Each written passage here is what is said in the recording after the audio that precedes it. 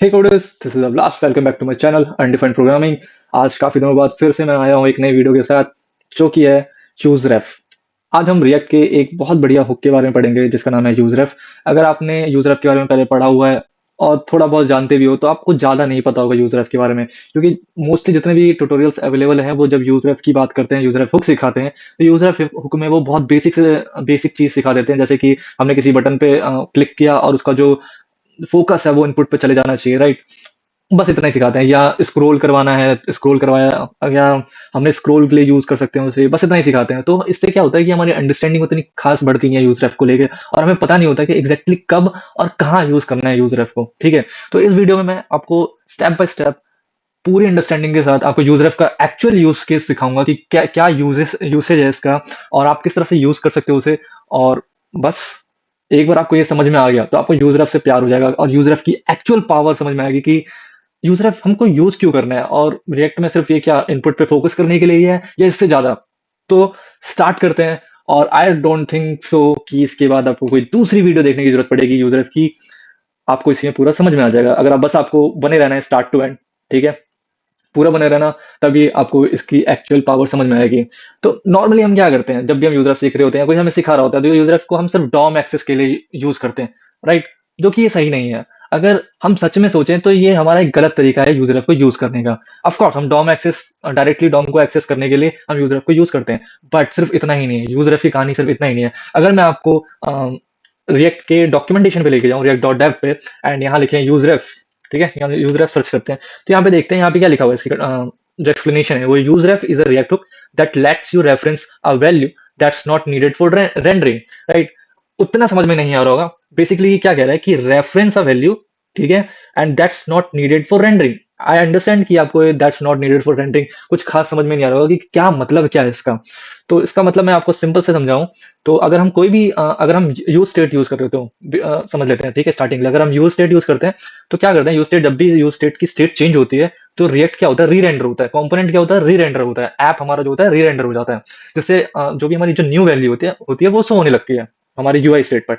But use ref के according that not needed for rendering. Use ref को हम UI को अपडेट करने के लिए यूज नहीं करते हैं। यूजर बेसिकली हमारी एक मेमोरी की तरह काम करती है। मेमोरी क्या करती है, बातों को स्टोर करती है, संभाल के रखती है, और इस वक्त आने पे उसे सही यूज करने देती है। ठीक है, जब हमसे पूछ रहे थे, अगर मैं आपको बोलूं कि मैं 3 नंबर देता हूँ और कुछ देर बाद मैं आपको चौथा नंबर दूंगा, पर उसके लिए आपको शुरुआत के जो मैं 3 नंबर दे रहा हूँ, जैसे कि 1 2 3, अगर मैंने नंबर दिया आपको, मैं बोलूंगा कि आपको मैं फोर्थ नंबर तब दूंगा कुछ देर बाद। बट लेकिन एक शर्त है, उसके लिए आपको मेरी अभी की दी हुई 3 नंबर आपको याद होनी चाहिए। मैं आपसे पूछूंगा, अगर आप बता पाओगे तो ही मैं आपको फोर्थ नंबर दूंगा, अदरवाइज नहीं दूंगा। तो कुछ देर बाद मैं आता हूँ आपके पास और आपसे कहता हूँ कि आपके पास कौन से नंबर है, तो आप बोलोगे सॉरी मुझे याद नहीं है, तो मैं आपको फोर्थ नंबर नहीं दे सकता। पर लेकिन आप बोलोगे हाँ मुझे पता है कि 1 2 3, तो ही मैं आपको फोर्थ नंबर दूंगा। अंडरस्टैंड? नहीं समझ में आया, कोई दिक्कत नहीं है, आगे बढ़ते हैं। धीरे धीरे सब समझ में आ जाएगा। तो मोस्ट टाइम्स जो होते हैं ना, मोस्टली डेवलपर्स होते हैं वो यूजर तब यूज करते हैं, आई मीन बिगनर डेवलपर्स तब यूज करते हैं जब उन्हें इनपुट पर फोकस देना हो या स्क्रॉल करना हो। बट ये सिर्फ हाफ स्टोरी है मेरे दोस्त, पूरी स्टोरी अभी बाकी है। यूजर का सबसे पावरफुल यूज जो होता है ना, री रेंडर के बिना वैल्यू स्टोर करना, यानी कि वैल्यू स्टोर कर ली पर लेकिन यूआई में कुछ भी री रेंडर नहीं हुआ, या हमारा कंपोनेंट ही री रेंडर नहीं हुआ, राइट। जिसके कारण कोई दिक्कत ही नहीं हुई। हमने सिर्फ हमें मेमोरी में वैल्यू स्टोर करवानी थी, हमने करवा दी। अब इसके फायदे क्या होते हैं देखते हैं धीरे धीरे। ठीक है, एक एग्जांपल सोचो, जैसे कि प्रीवियस वैल्यू ट्रैक करनी है, ठीक है, जैसे कि टाइमर हो गया या इंटरवल हो गया, वो स्टोर करना है, या स्क्रॉल पोजीशन या एपीआई कॉल कितने बार काउंट हुआ है, इसको देखना है। तो इसके लिए यूजर एफ बहुत परफेक्ट होता है। आ, अब मैं बताऊं तो यूजर एफ सिर्फ मेमोरी को स्टोर करता है बिना री रेंडर किए हुए। एक चीज याद रखना, यूजर एफ हमारा काम आता है मेमोरी को स्टोर करना, मेमोरी स्टोर करना नहीं, सॉरी, वैल्यू को स्टोर करना काइंड ऑफ मेमोरी की तरह, और री रेंडर नहीं करने देता वो। ठीक है, एंड अगर हम थोड़ा और बात करें तो इसके जो दो मेन केसेस हैं, ठीक है, इसके जो दो मेन केसेस होते हैं, तो पहला केस तो हमारा वही है जो आप भी जानते हो, जैसे कि हम डॉम को डायरेक्टली एक्सेस कर सकते हैं, राइट, डॉम एलिमेंट्स को। ठीक है, जैसे कि फोकसिंग ऑन इनपुट, या स्क्रॉल कर गए नीचे, राइट, हमने top scroll bottom scroll button दबाया तो डायरेक्ट बॉटम पे चले गए, टॉप पे दबाया तो टॉप पे चले गए, इस तरह के। और जो सेकंड है, जो मोस्ट इंपॉर्टेंट है, वो है storing value like timers, previous state और काउंटर्स।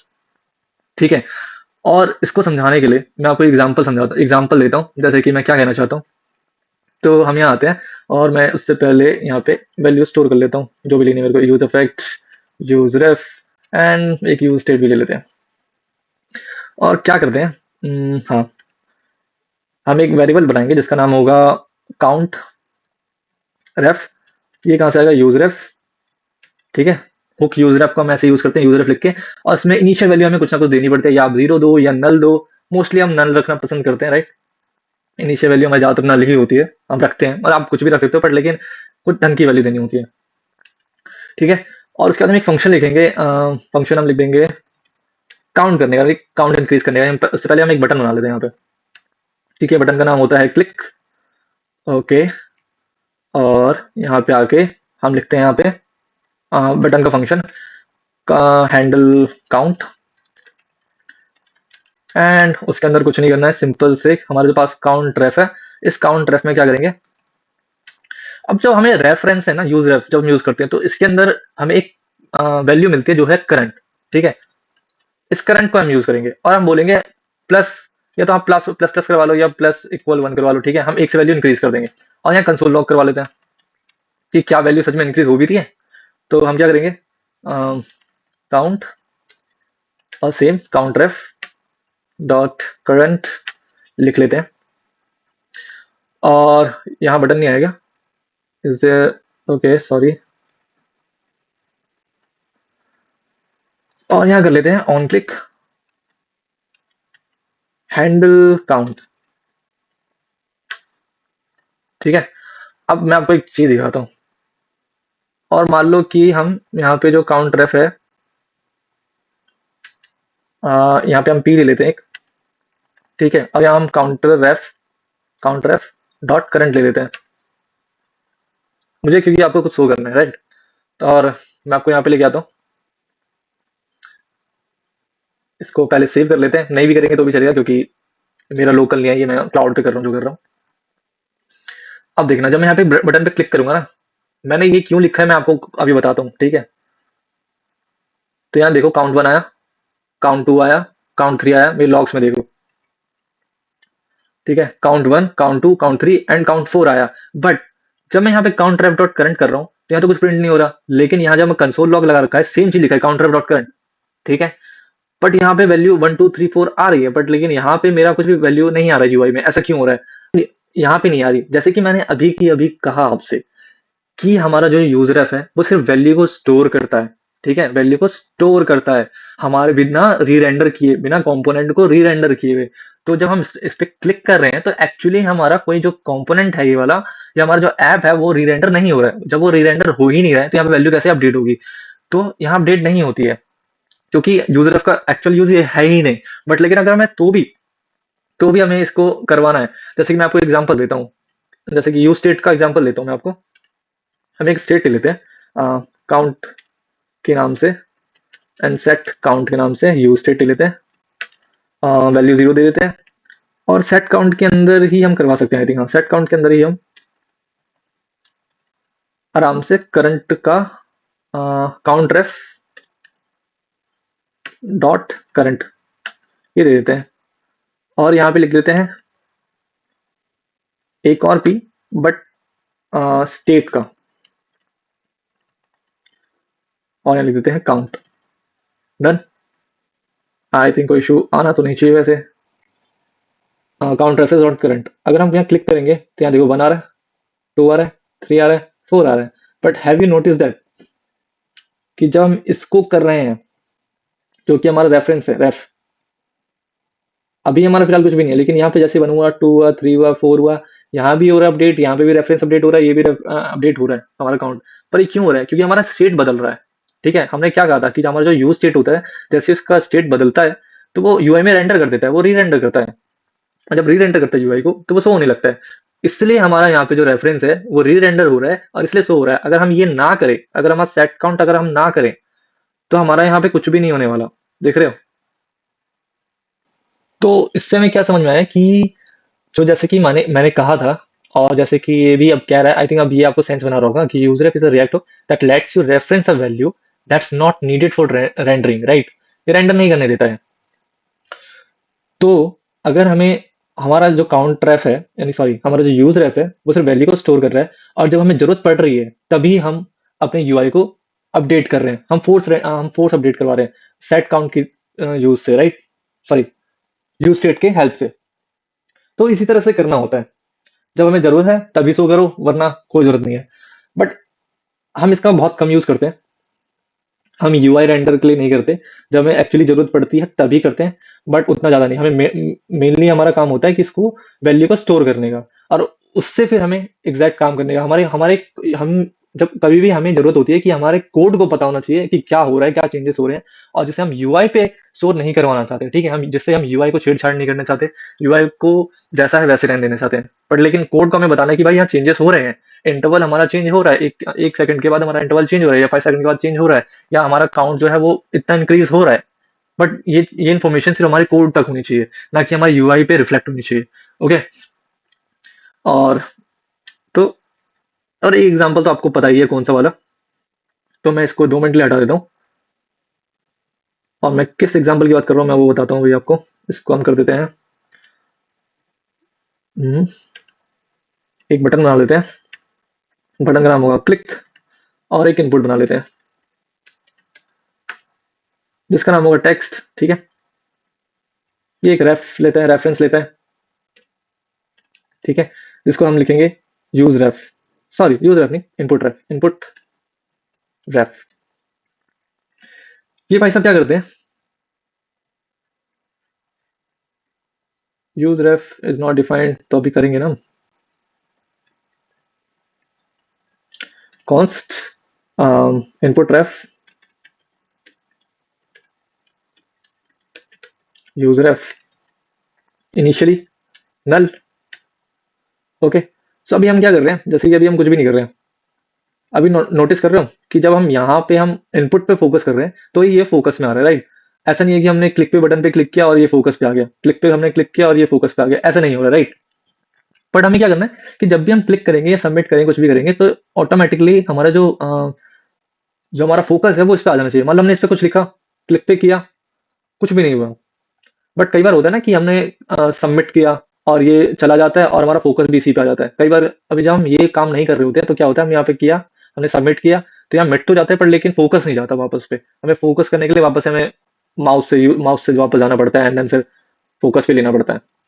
हमें ये नहीं करवाना, तो हम क्या करवाने वाले हैं, तो जिसके लिए हम रेफरेंस देते हैं, हमें रेफरेंस किसको देना है, हमें इनपुट को देना है। क्या देना है, बस हमें रेफरेंस देनी थी इनपुट रेफ को। पर वो रेफरेंस कहाँ से आएगा, बटन पे क्लिक करने से। बटन पे क्लिक करने से क्या होगा, हम देते हैं कॉन्स्ट हैंडल इनपुट। बहुत सिंपल होता है, जैसे कि मैंने बताया कि इनपुट रेफ के हमारे अंदर एक करंट होता है, और करंट पे बोलेंगे हम फोकस, सिंपल फोकस, ठीक। और ऑन क्लिक पे हम ये दे देंगे, ऑन क्लिक पे, ऑन क्लिक पे हैंडल इनपुट।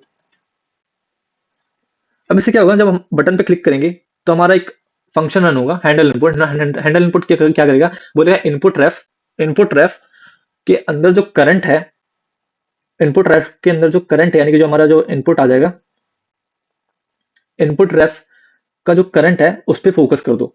और ये जो इनपुट रेफ है वो कहाँ से आ रहा है, वो यहाँ से आ रहा है, हमने इसको रेफरेंस दे रखा है। अगर ये ना दे तो कुछ नहीं होगा। अब देखो जब मैं इस पर क्लिक करूंगा ना, फोकस आ गया इस पे, ये देखो, ये ऑटोमेटिकली फोकस में आ गया। तो एक तरीका तो हमारा ये हो गया कि डॉम को हम डायरेक्टली एक्सेस कर सकते हैं यूज रेफ को यूज करके, क्योंकि हम जानते हैं कि हमारा जो रिएक्ट है वो वर्चुअल डॉम पे काम करता है, ठीक है। हम एक्चुअल डॉम के साथ कुछ नहीं कर सकते, लेकिन जब हम यूज रेफ को यूज करते हैं तो यूज रेफ हमें हमारे जो डॉम को डायरेक्टली एक्सेस करने देता है, डॉम के एलिमेंट्स को डायरेक्टली एक्सेस करने देता है, ठीक है। और जिसपे हम कुछ परफॉर्म कर सकते हैं, जैसे फोकस हम परफॉर्म कर रहे हैं, क्लिक करते ही इस पे फोकस आ जा रहा है, वो इसलिए हो रहा है। तो ये सारी चीजें हैं, और भी चीजें हैं।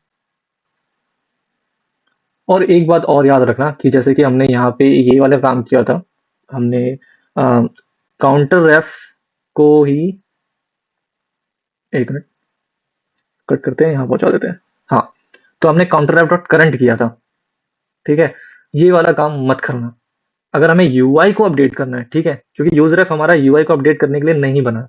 ठीक है, हमें यूआई को अपडेट नहीं करना है यूजर ऐप को यूज करके। यूजर ऐप अगर तुम यूआई को अपडेट करने के लिए यूज करोगे तो गलत हो जाएगा, ठीक है, उस समय में यूज नहीं करना है। हमें सिर्फ एक मेमोरी की तरह हमें लेके चलना है यूजर ऐप को, कि जहां हमें कुछ वैल्यू स्टोर करवानी है और सिर्फ अपने कोड को ही बताना है, ठीक है, क्योंकि जब हम यूजर ऐप यूज कर रहे हैं तो जो भी चेंजेस होते हैं वो हमारे रिएक्ट को पता ही नहीं चलता है क्या हुआ है, कि हमें यूआई अपडेट करना है क्या नहीं करना है, क्या उसे कुछ नहीं पता है। तो इसलिए जब हमने काउंट रैप डॉट करंट किया था तो वो अपडेट हुआ ही नहीं, क्योंकि उसको पता ही नहीं है कि अपडेट करना है। तो ये वाली गलती मत करना, वरना फ्रीज हो जाती है चीजें। आप फिर आप अगर ये यूआई में ऐसे लिख दोगे काउंट रैप डॉट करंट और फिर देखोगे कि यार ये तो चल नहीं रहा, ये चल क्यों नहीं रहा है, हमारा चेंज क्यों नहीं हो रहा है, हमारा यूआई चेंज क्यों नहीं हो रहा, वो इसलिए नहीं होगा क्योंकि यूजर इस चीज के लिए बना ही नहीं है। इसके लिए हमारे पास यूज स्टेट है और भी चीजें हैं, तो आप वो यूज करो। हमें स्टेट अगर चेंज करवानी है और कोई वैल्यू शो करवानी है तो उसके लिए डिफरेंट हमारे पास हुक्स है, तो वो यूज कर सकते हो। तो आई होप ये समझ में आया होगा और यूजर ऐप को थोड़ा और जानने को मिला होगा आपको कि यूजर ऐप को एक्चुअली यूज कैसे करते हैं और ये क्यों है ऐसा। तो मिलता हूँ नेक्स्ट वीडियो में, तब तक के लिए बाय, धन्यवाद।